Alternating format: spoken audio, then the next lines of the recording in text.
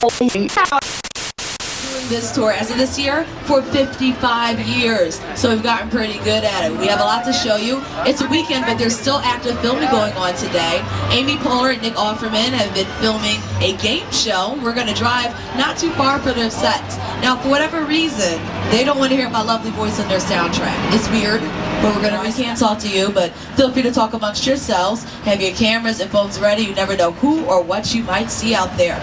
So we are officially off, and you are here with the A-Team. If I do say so myself, and I do. You're here with me. You're also here with our driver. His name is Alex. Everybody say, hey, Alex. Alex, give you a nice wave. Alex is very, very important, folks. We have just under 400 acres to cover, and I'm sitting backwards. I can't do anything about it. So he's the one who gets us up and down that front and back lot safe and sound. There is one more person I'd like to introduce you to. It's my co-host. You might recognize him from such shows as Saturday Night Live or The Tonight Show with Mr. Jimmy Fallon. Oh, hey there. You made it. Welcome to the Universal Studio Tour. I'm Jimmy Fallon. I'll be making sure that you get through this experience in one piece. You've got the very best guide. Danny.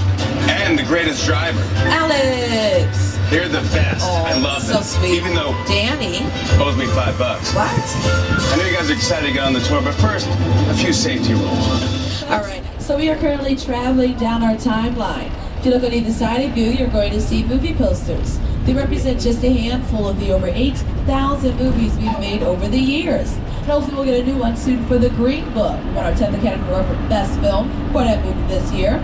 This all started back March 15th, 1915. That's when the doors of Universal Studios opened up. See, our founder, Carl Lemley, he had this insane idea to create an entire city dedicated to filmmaking. And that's exactly what he did. We are a Universal City. We have our own zip code. We have a fire station that we just passed, Fire Station 51. We have a sheriff's station. We have a hospital. What we have in our city that you might not have in yours is the ability to make some of your favorite movies and television shows. And I'm going to let you in on a few tricks of the trade. The first is the use of sound stages. This is where the majority of filming takes place. And the first sound stage I'm going to point out to you is coming up on your left-hand side, Sound Stage 12. It's home to the hit NBC singing competition, The Voice. Since I have a little bit of pull here at Universal Studios, it's Carson Daly to tell you more. Hi everybody, I'm Carson Daly from NBC's The Voice. I want to welcome you to the Universal front lot. Our show is filmed on stage 12. It happens to be the largest soundstage on the Universal lot. Take a look. It's the largest soundstage on our lot, third largest in the entire world. Here are a few other productions that have filmed inside of Soundstage 12.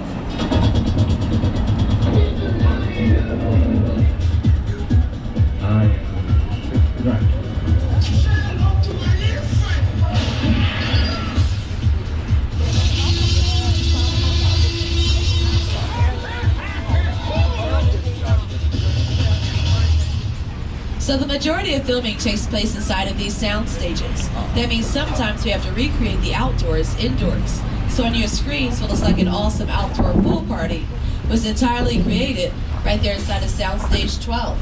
So this is what all of our sound stages look like when you first start off. They're basically giant warehouses. The walls are 4 times thicker than the walls of a normal building, which makes them 98% soundproof. But at 2% can still grow in production, so I'm constantly looking for signs of active filming. Specifically the red lights on the sides of the sound stages. We call those wigwag lights. When they're blinking and flashing or glowing bright red, that means they're filming inside. Those are one of my cues to hop off the mic. Now all of our sound stages, we build them empty so that filmmakers can create anything they need to inside of them. Right now inside of sound stages 16 and 17 are the sets for the television show Superstore, starring America Ferrera, Ben Feldman, and Mark McKinney. In fact, we are driving through base camp for the show Superstore. They've taken over this section of our front lot. This is where they have the majority of their production trucks. This is where they have their production tents. This is where crew members get to park their cars.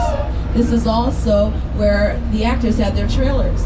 The trailers are parked in front of Soundstage 21 because Superstore uses that soundstage for filming as well. Soundstage 21 is where Steven Spielberg tested out his shark for the movie Jaws. We'll talk about that a little later. It's also where they built the mission control room for the movie Apollo 13. Realism was an essential element for Apollo 13. After all, we were recreating an important moment in American history, a moment many Americans witnessed on television. We thought about filming in Houston, Texas, where the original control room for the Apollo missions still exists. Unfortunately, NASA's engineers didn't have filmmaking in mind when they built Mission Control. Since there was no room for the elaborate camera cranes and tracks we needed for the shots, we had to build our own Mission Control. Everything had to be exact, even down to the tiniest details. Right now we're driving by an area that we call Sitcom Row.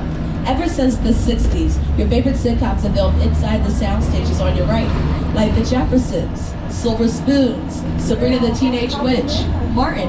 But new productions are constantly filming over here, like The Good Place, starring Ted Danson and Kristen Bell. Good Girls films here, that show stars Mae Whitman, Christina Hendricks, and Retta, and even Hollywood Game Night with host Jane Lynch. All three of those shows filmed inside of these sound stages. We swap out the sets when necessary. But speaking of game shows, over on your left-hand side, you'll see a white tent. There's a cart in front of the sign, but it says Family Feud. Family Feud with host Steve Harvey films here on the lot. And that's what we call audience holding. So audience members wait and relax before they're brought inside the sound stages to film. And next door is your first celebrity sighting, Ted. Do a little day drinking. Well, you know, it's the weekend. Don't judge him. Ted's in front of our bungalows. These are offices to some of the top writers, directors, and production companies in the biz. But before these were offices, they were dressing rooms to huge stars like Lucille Ball, Elizabeth Taylor, Rock Hudson, Jimmy Stewart. It was during the golden age of Hollywood, the 30s, 40s, and 50s. Actors were contracted to work with one studio at a time, and those contracts will last for years, like 7 to 10 years. So when they were with us, we wanted them to feel like they had a home away from home. And that's exactly what these bungalows did. Now, they still see some pretty big names. And if you look at the parking spots, you might recognize a few of them, like Jennifer Lopez, Miss Jenny from the Block. She has a bungalow here because she produces the show World of Dance, which airs on NBC. Mark Platt, he has a bungalow here. He produced La La Land and Wicked. And in a moment, we're going to pass by bungalow 5195. It's currently home to the De Laurentiis Company. They brought us the story of Dr. Hannibal Lecter to the big and small screens. But before then, it was Alfred Hitchcock's office, back when he filmed Alfred Hitchcock Presents here on the lot.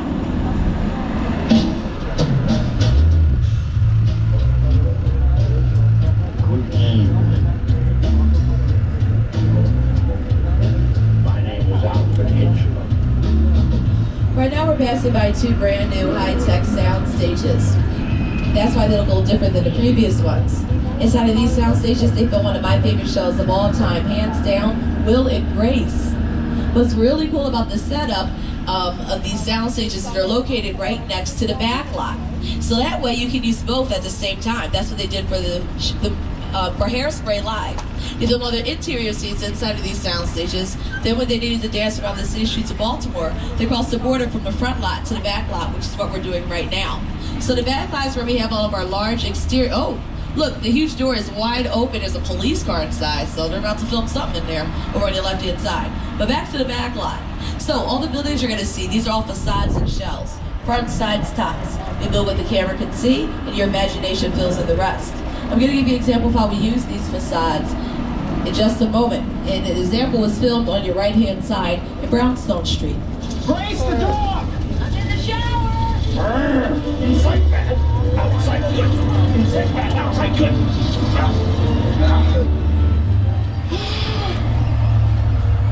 Oh, you're done now. B-E-A-U. So when Jim Carrey was inside of his apartment, he was actually inside of a soundstage. And then when he ran outside with the dog, they filmed that here in Brownstone Street.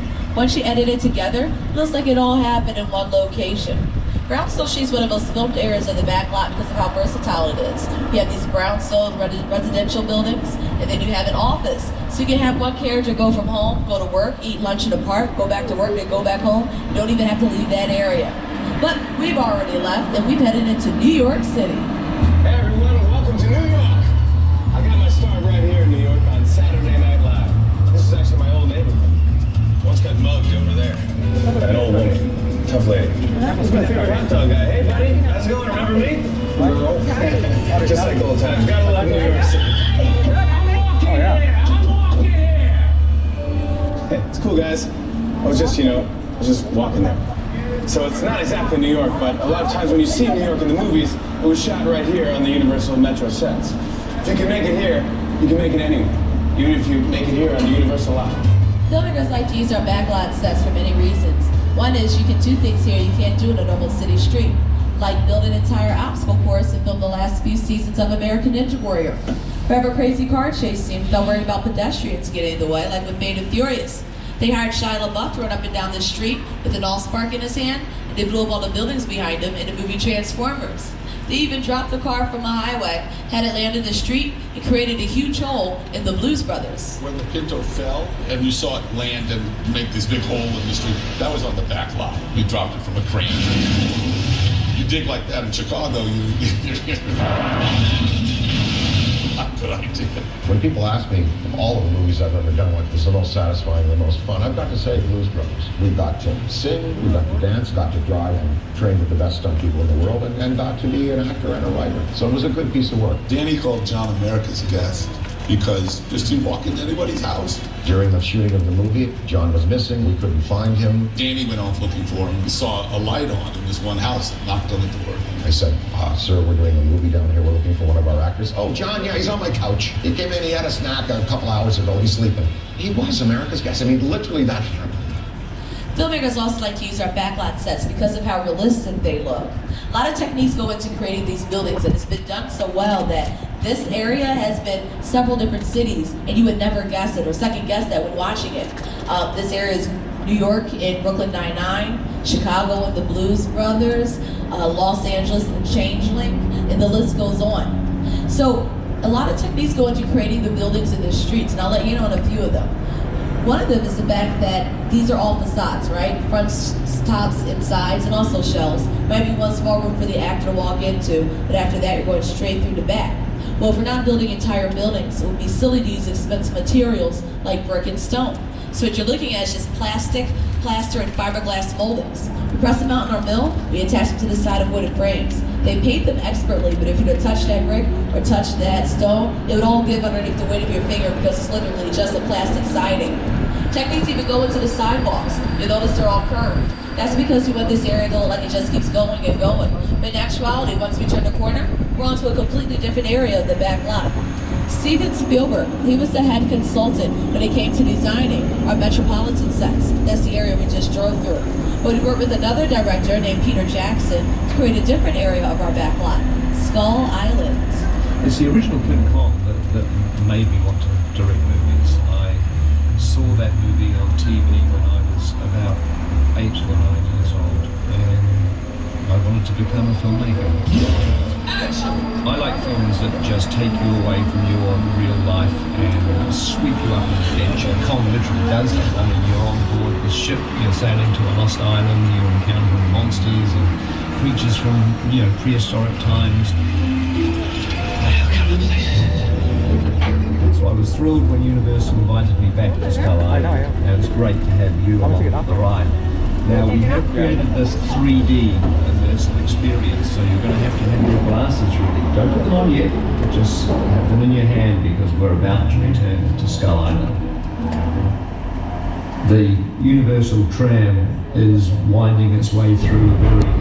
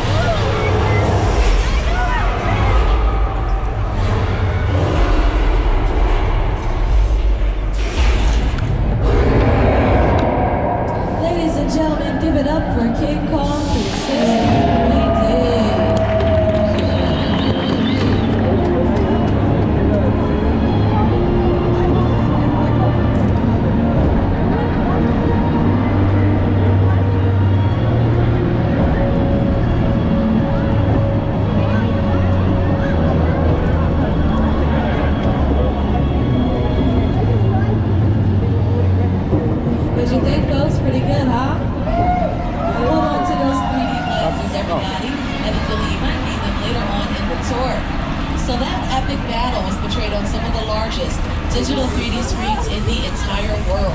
They stand at 40 feet tall, 180 feet long. They use 16 movie projectors and some of the world's most advanced filmmaking technology today. That was brought to you by Peter Jackson, but also the filmmakers at Weta Digital. So they're a team out of New Zealand, and they know what they're doing when it comes to special effects. They've won 5 Academy Awards for their work in film. But they started off with television shows like Hercules and Tina Warrior Princess. Then they moved to the big screen with movies like Avatar, the Lord of the Rings trilogy, Rise of the Planet of the Apes, Batman vs. Superman, Wonder Woman, and the list goes on. With a project like the studio tour, the audience is in the middle of the environment. They're looking in all directions, there's creatures coming at them, they're seeing Kong from this side and T-Rexes from the other side. Working on a movie, we always know what people are looking. They're looking straight ahead, they're looking at the shot that they're working on. Here you have to take into account that people are looking in all directions. Also, one of the things about this ride, unlike the movies that we're used to working on, there's no cuts. Because it's one giant shot. This tram that's driving along through Skull Island is where the camera's from. This ring represents where the screen is 10 meters away. We're really creating about 50 minutes of a feature film. That amount of visual information, that number of pixels, and presenting them to the audience, it's a hell of a ride.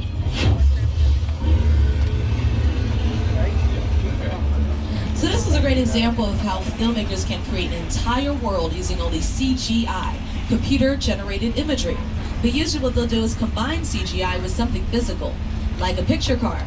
A picture car is any vehicle you see on screen, whether it's television or film. And we're going to take you to see some of Universal's finest. So pull out your cameras and phones. We have some cool cars coming up on your left-hand side. Look out!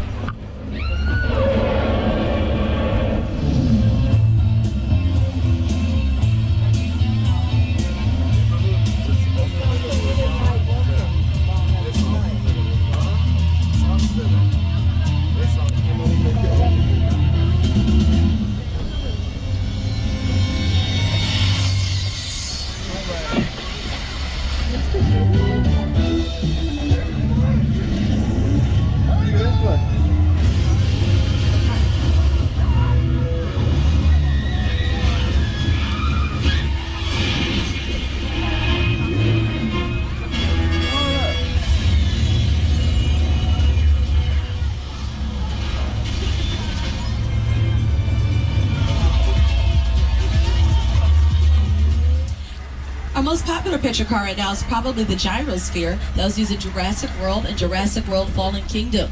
But as we drove by it, you might have noticed something was missing. The glass ball, right? That's because the glass ball never existed. You see, glass is tricky to film with. If it's not angled perfectly, everything in the background is reflected off of it and shows up on camera. So instead of trying to figure out how to angle a glass ball, they said forget it. We'll use CGI to create the final product, and that's what you saw in theaters. A lot of our picture cars aren't made out of the materials you'd expect. That tank used in Transformers, made out of plywood. The Flintstones cars, those are modified golf carts. And the Ferrari that was used in Magnum PI has a Volkswagen engine, a dune buggy frame, and a fiberglass shell. Told you I was going to ruin movie magic for you. But we're going to move on from fast and furious cars, and we're going to head over to see some ferocious animals. Ladies and gentlemen. Welcome to Jurassic Park. Well, I couldn't have said it better myself. Welcome to Jurassic Park, everybody. On either side of you are set decorations and picture cars. They're used in Jurassic Park and the Lost World Jurassic Park, directed by Steven Spielberg. Coming up on your left, you'll see the mobile lab that was used in the Lost World. This picture car is made out of wood. You can actually see it shipping in the back. And on your right are dinosaurs. Where are the dinosaurs? Supposed to be in those cages. All right, it's fine. I'll just play the theme music. Sometimes I like to make an entrance. You know, they're divas in that way. But there's not much that you can do about it. You just gotta go with the flow, alright? Oh, well, there's the big guy. We're still looking for the little ones. It's weird, right? Sorry about that, folks. But how about this? Instead of introducing you to the dinosaurs, I'll show you the scene mobile laboratories, and I can explain to you how it was done. So first off, this is not a cliff in Costa Rica. This is a parking structure we passed by during the beginning of the tour. It's called the Carl Lemley Building. People park their cars there. In order to make it look like a cliff, they add a little bit of fake greenery, they used CGI, and during filming, they took a crane, picked up the mobile lab that we just passed and dangled it over the side of the building. Now the cherry on top was that we made it rain. Just about every time the dinosaurs attacked, it rained. And that was done on purpose. It's because weather affects us emotionally. But it's one more thing we have to control when we're filming. So we're bringing you into Old Mexico so we can show you how to create a little Hollywood storm.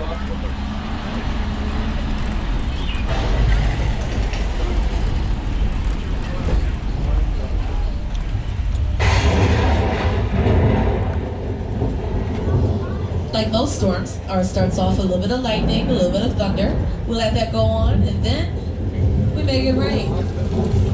This is how we make it rain in the movies, folks. We use a highly sophisticated and intricate system called a sprinkler. That's it.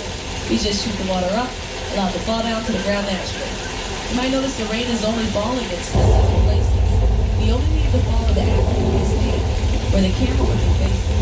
The rest of it, we don't care. And if you're really observant, you'll notice that the raindrops are larger than you're used to seeing in nature. If you take a picture of real rain, you're barely going to see it. Think of the football or the baseball games that happen in the rain, right? So that doesn't work for us. We need you to know what you're looking at. So you make the raindrops extra large so they appear better on, oh boy, can you cut that? Sorry.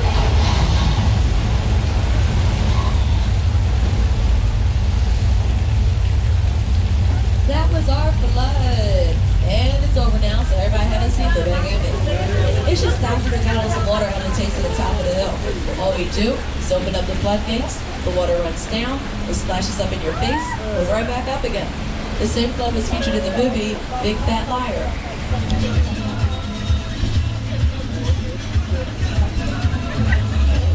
You can't run the ball, kid! Yeah, we'll see about that. And just like that, we crossed the border from Old Mexico to the Wild, Wild West. This also means our tour is now approximately at the halfway mark, so I have to remind everybody to stay seated at all times. The studio is private property, so if you drop your phone or need to use the restroom, pull the red emergency cord and I'll come back to assist you. Welcome to 6 Points, Texas, y'all. This is where a lot of classic westerns have filmed, and your favorite cowboys have worked, like John Wayne, Clint Eastwood, Jimmy Stewart, and Jimmy Fallon.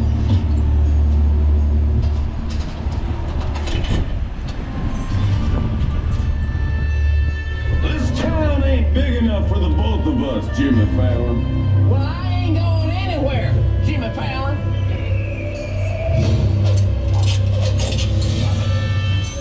Now look here.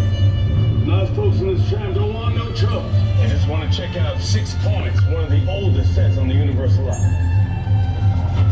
I heard this is where John Wayne and Jimmy Stewart shot a few of their westerns. That's right. That's where I aim to shoot you. Looks like we got ourselves a Mexican standoff. Lucky shot. Now what say you mount up and get out of town while the gig is good? All right. Well, I'll see you again, Fallon. Oh, you can count on me, Fallon. Now get. This is a good. All right, everybody. So in a moment, I'm going to have to hop off the mic because across the lake, they're filming the game show I was telling you about. Make sure you take a look over there. You might see some active filming. Also, look at your screens because I'll show you clips that explain other productions that are filmed in the area we're driving by.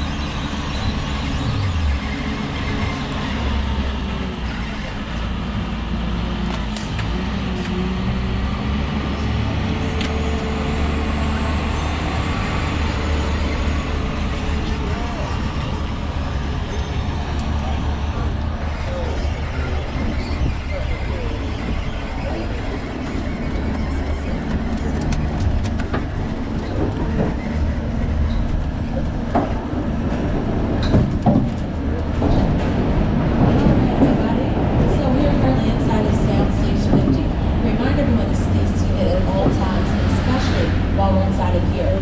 This is what we call a hot set. That means it's dressed and it's ready to be filmed on. We don't want to create any continuity errors when the crew returns on Monday. Now, a television series has been filming in here using the mechanical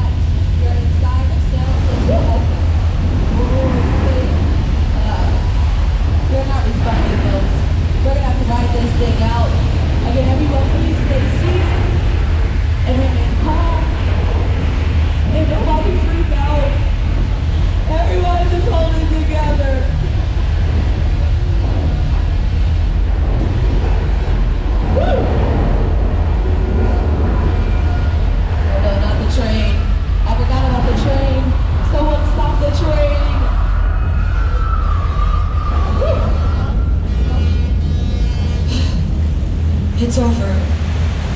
Oh, not the water maid.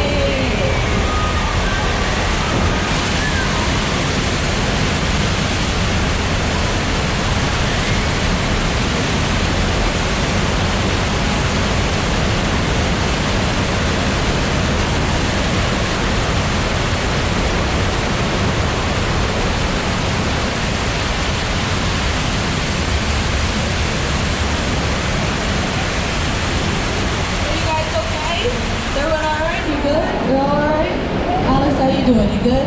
He's good. He's got it together. All right, let me get myself right here. Congratulations, folks. You just survived earthquake, the big one. Yay! Yeah, that's what we call a mechanical effect. It was an 8.3 earthquake on the Richter scale. It featured the Fox show Bones, starring Emily Deschanel and David Boreanaz.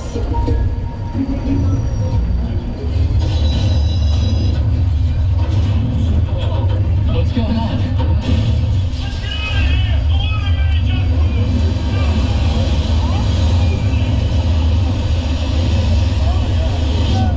See, folks, it's like your television stars, right? But I'm ready to move on. That was actually a little traumatic for me. I want to go someplace to calm my nerves. Now, usually when I need a little me time, I head over to Amity Island. It's a beachfront property we have here. It's really nice and peaceful. Great place to relax, you know, getting some fishing. Okay, full disclosure, we did have a shark issue, but as you can see, I caught him, I strung him up, and I left him up there as a reminder to all those shark friends not to mess with us. That's right, you wanna go biting people, you take it somewhere else. Don't bring that here. What's everybody looking at? Oh, come on. George? Hey, George. George, swim away, there's another shark. Seriously, George, you gotta move. All right, man, stay there. But if, oh, George. Well, life choices. All right, everybody, please stay seated. We're not going to be like George. We're going to keep it moving, huh? Clear the air. Oh, you don't have to tell us twice. Hello, Alex. How about we stop here behind these tanks of flammable gasoline? Perfect.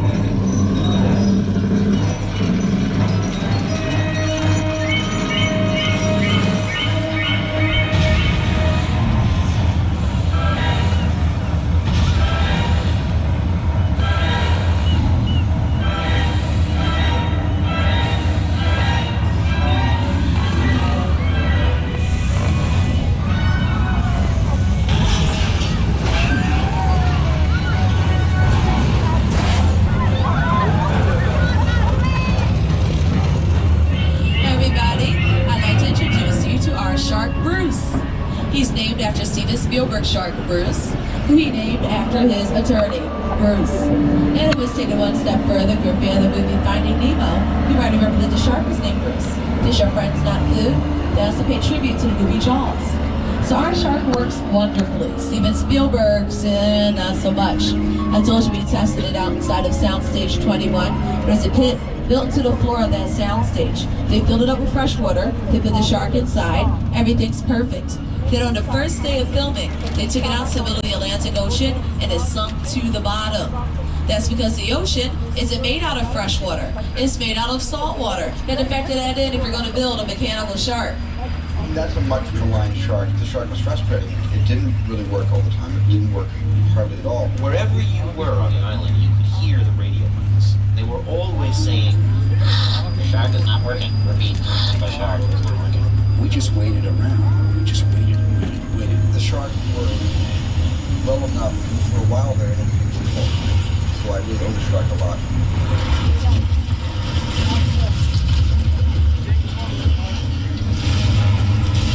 There are so many problems with that mechanical shark that it pushed back the movie's release date over 100 days. So instead of being released the winter of '74, Jaws was released the summer of '75, and Steven Spielberg thought that was the end of his career.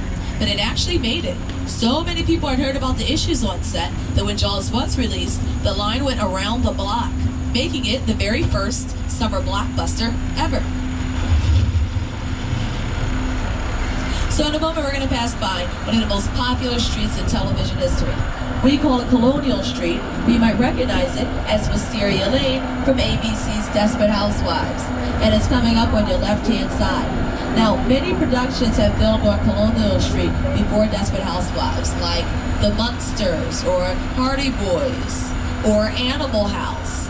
And a lot of productions have filmed here since. There's an Ace Hardware commercial that's on air right now. They filmed over here.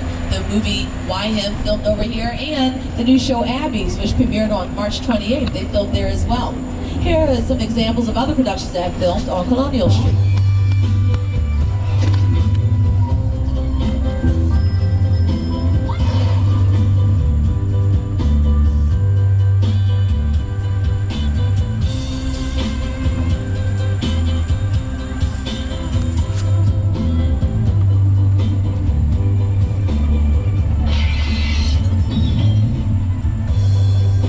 Filmmakers like to use Colonial Street because it looks like any suburban neighborhood in America. That comes in very handy for filmmaking. But we also have areas of our backlot that come in handy that you probably wouldn't expect. Like the trees we're driving by right now. Several dead bodies have been found in these trees for television shows like CSI. And you've also seen it recently in the Netflix hit Bird Box. We're going to move on from what could be somewhat of a creepy area, head to one full of magic. Everybody, welcome to Whoville. You're a bold one, Mr. Grinch.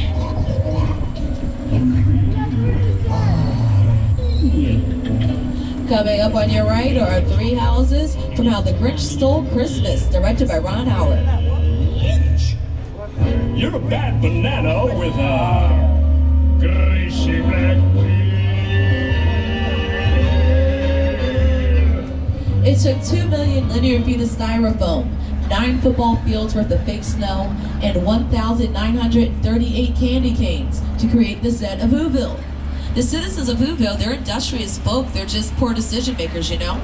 First they moved in next door to the Grinch, and now, a psycho. They decided to move next door to the Bates Motel and Psycho House from Alfred Hitchcock's classic thriller Psycho. Who does that? We all have a match sometimes.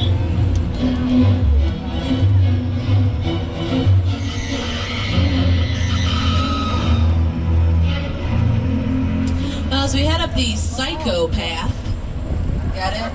Psychopath? There you go. There goes the house. It's a little smaller than you probably expected it to be. That's because they wanted to look really far up on that hill. So they built it 3/4 the size of a normal home. It's called forced perspective. The smaller something is, the further away it seems. Oh. Hey. Looks like Norman Bates is home. Everyone be cool. I got this. Hey, Norman. How you doing, buddy? You look good, like you've been working out, maybe? Norman, come on, man, don't... Seriously? This is what we're doing? We're not gonna have a conversation? We're gonna go straight to the... Norman, don't step up, don't get off those... Hey, relax. Sorry, folks, just ignore him. Instead, take in your current surroundings. Because we've just entered one of the largest sets ever created in Hollywood history. The crash site of Steven Spielberg's War of the Worlds. In just a moment, Alice is going to stop the tram. We'll have a quick opportunity to stand up and take a few pictures. I'll let you know when.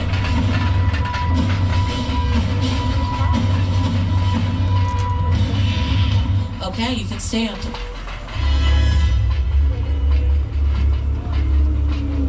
The airplane crash site set is a perfect example of a set that is all designed around the vision that Stephen had. When we first began to sit down and talk about the War of the World, I thought, what if the 747 goes down right in a big neighborhood?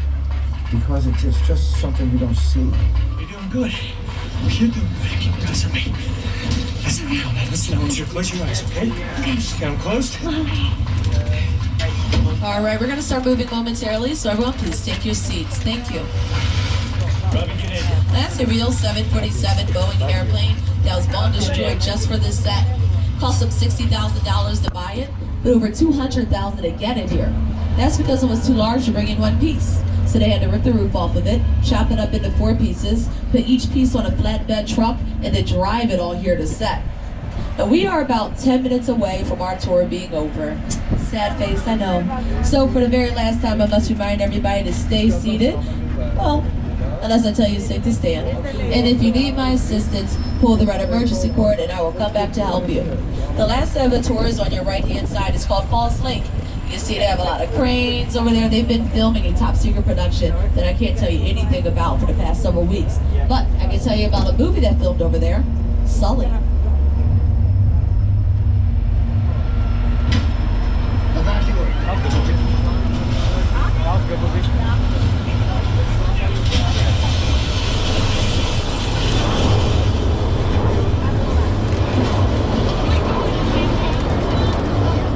So if you look over on your right-hand side, you're going to see a big blue wall.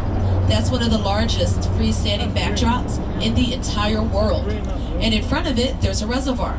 So they filled the reservoir up with water, they put an airplane inside, and then they filmed this scene. Then during post-production, that means after all the filming is over, when they're editing everything together, they digitally added a photo of the New York skyline to the big blue wall. Once you combine it all together, there you have it, Sully.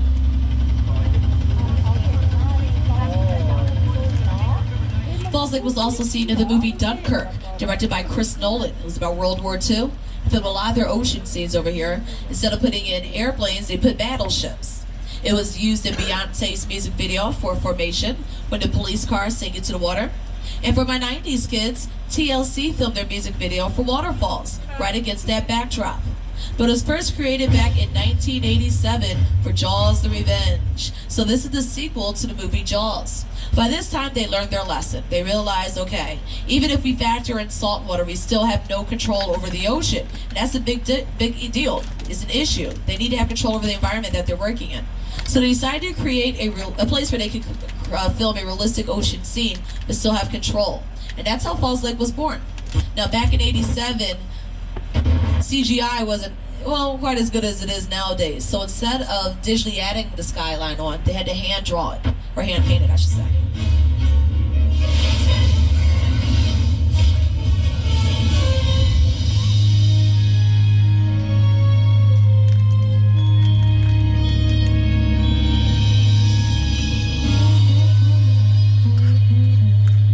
Hey Alex, what's going on here? Okay. Hey folks, hi. We're gonna make a slight detour here. Everything's fine. It's just that, well, Alex and I, we went to Vegas this weekend. Had a great time, a lot of fun. We just kind of saw some things we probably shouldn't have. Now some guy named Shaw's after us. The FBI wants us for questioning, but you get it. I mean, it's Vegas. Luckily, our buddy Hop said that he and his crew would help us out. We just need to meet them here inside a salvage truck repair. They'll smooth things over, and then we can get you right back to the theme park. Thank you so much for your patience. We appreciate it. Hey, you! They just got here. All right, I got it. Well, listen, hello, beautiful people, particularly you right there missing the third row. How you doing? You good? My name is Roman Pierce. Pleased to meet you. My buddy Hobbs asked us to stash you from Shaw for a while. So we brought you in our secret spot. We're having a few friends over. It's a little messy, but it's all good. The more the merrier. Especially you right there in that third row, like I was saying. So look, see over there? That's Hobbs' urban assault vehicle. Best truck the U.S. government can buy. But that work of art back over there was made by my man Tej. Think of it as like a Mona Lisa on wheels. Extra pro. So did you break it down to them? What's that? You had one job to do, Roman, one. All right, look, guys, we're gonna keep Shaw from finding you, but to keep you safe, we need your help. We don't want the syndicate tracking us here, so put away your cameras and turn off your cell phones. One flash or one ringtone could give us away. I need y'all to take this real serious. Okay, pull into the next bay and we'll meet you in there. So like I was saying, the third row, right? Same college. The man is persistent. You gotta give him that. All right, everybody, make sure you stay seated at all times. I'm not sure what's gonna happen here. Although it sounds like we're crashing a party, so let's do our best to blend in.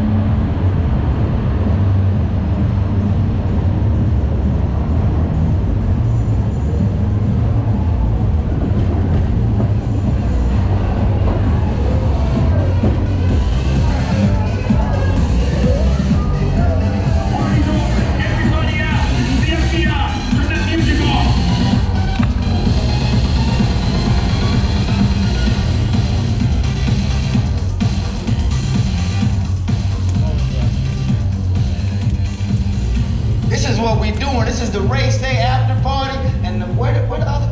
Roman Pierce, FBI, don't move. Bill? That's right, party's over. You know how long I took to iron this shirt, man? I'm not. You're under arrest right now. Ladies, just back up a little bit. I got it. It's lightweight. First of all, I don't work for you. Oh, really? Well, tell me, Roman, who do you work for? We don't work for nobody. I suggest you clear out of here, otherwise we can't guarantee your safety. Guarantee my safety? I'm the one holding the gun. Yeah, but mine's a whole lot bigger than yours. Hobbs, escort this novice out. Let's go, Cookie Puss. You got an ugly suit on, man. It's cheap. Somebody out there really pissed off Shaw. It's gonna get ugly fast. Yeah, don't worry. Lucky for you, our whole family will protect you. Are you kidding me, Roman? You didn't shut off your phone, bro? I gotta call you back. I'm in the middle of See what I'm talking about? Call you back. It was on vibrate. Shaw traced us. Ops can't hold him forever. Letty, Roman, we're up. Driver, move that vehicle. It's about to get real interesting. My Mona Lisa's all warmed up right next door. Roman, grab your truck. I need you and Letty ready to roll. Okay, so this might take a little longer than I thought. Everything is still under control. However, you might want to put on those 3D glasses. They double as protective eye gears, just a precaution, but you know, better safe than sorry.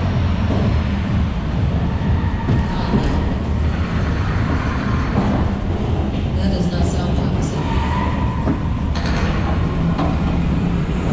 Okay, this just got real. Folks, this is no longer a precaution, this is now mandatory.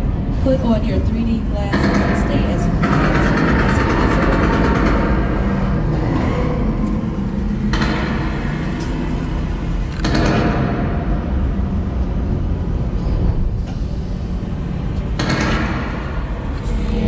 Which one of you is the witness? Speak now or you all get fried! This is our turn. After them!